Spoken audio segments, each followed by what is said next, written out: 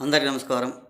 రాష్ట్ర ప్రజలకి, శ్రేయోభిలాషులకి, ప్రతి ఒక్కళ్ళకి ఒక సోదరి, అమ్మ సోదరి గారు, దాచుకో దోచుకో అన్న మనిషి ఎవరు? ఒక్కసారి చెప్పమ్మా. సరిగా ఆలోచించి మాట్లాడు.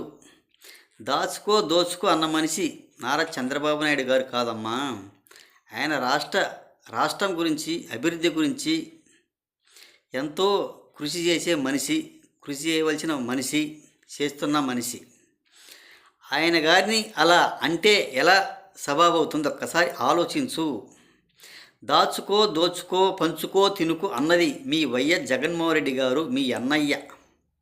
ఒక్కసారి ఆలోచించు. అదేవిధంగా అలాగే 151 సీట్లకి వచ్చుంటే ఈ పాటికి మన రాష్ట్రం అంధకారంలోకి వెళ్ళి ఆదానికి అంబానికి తాకట్టు పెట్టేసి ఎక్కడ ఉండునో ఒక్కసారి ఆలోచించండి. ఇటువంటి పనికిమాలిన మాటలు మాట్లాడవలసిన అవసరం లేదు.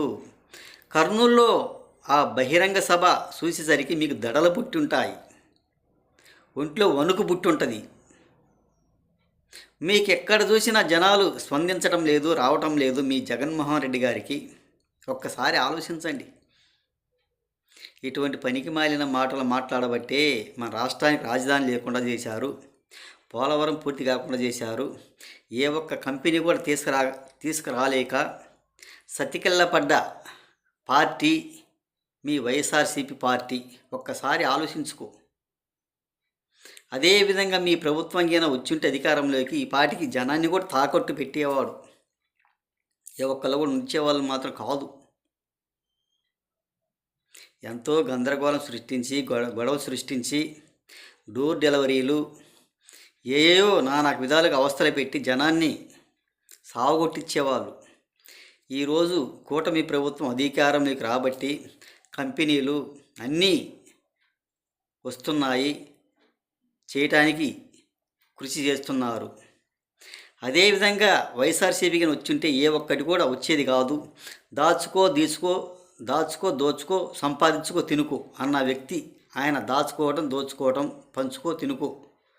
ఆయన అభివృద్ధి అల్లా నేను వాళ్ళకి పంచా వీళ్ళకి పంచా అని ఒక్కటే కానీ రాష్ట్ర అభివృద్ధి కోసం మాత్రం తెలియదు.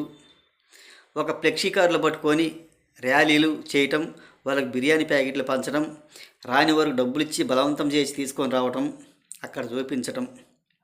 పరదాలు కట్టుకొని పరదాల చాటున పరిపాలన చేసిన వ్యక్తులకి వాళ్ళకి ఏం తెలుస్తుంది? ఒక్కసారి ఆలోచించి చెప్పండి.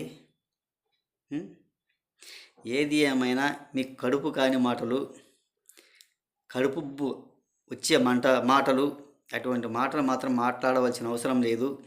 ఆ జనాన్ని చూసేసరికి మీకు తంపట పుట్టి ఉంటుంది. వాళ్ళకు అభిమానం ఉంది కాబట్టి, ఒక వీర మహిళలు కాబట్టి మీరు చెప్పిన వాళ్ళు వెళ్ళవచ్చు, వెళ్తున్నారు, పోయినందువల్ల తప్పేమీ లేదు.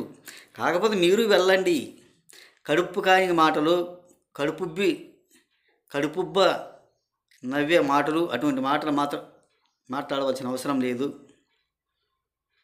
మీకేమన్నా జనాన్ని చూసేసరికి కడుపుతకు వస్తుందేమో. ఒక్కసారి ఆలోచించండి అని తెలియజేస్తూ అందరికీ హృదయపూర్వక ధన్యవాదాలు.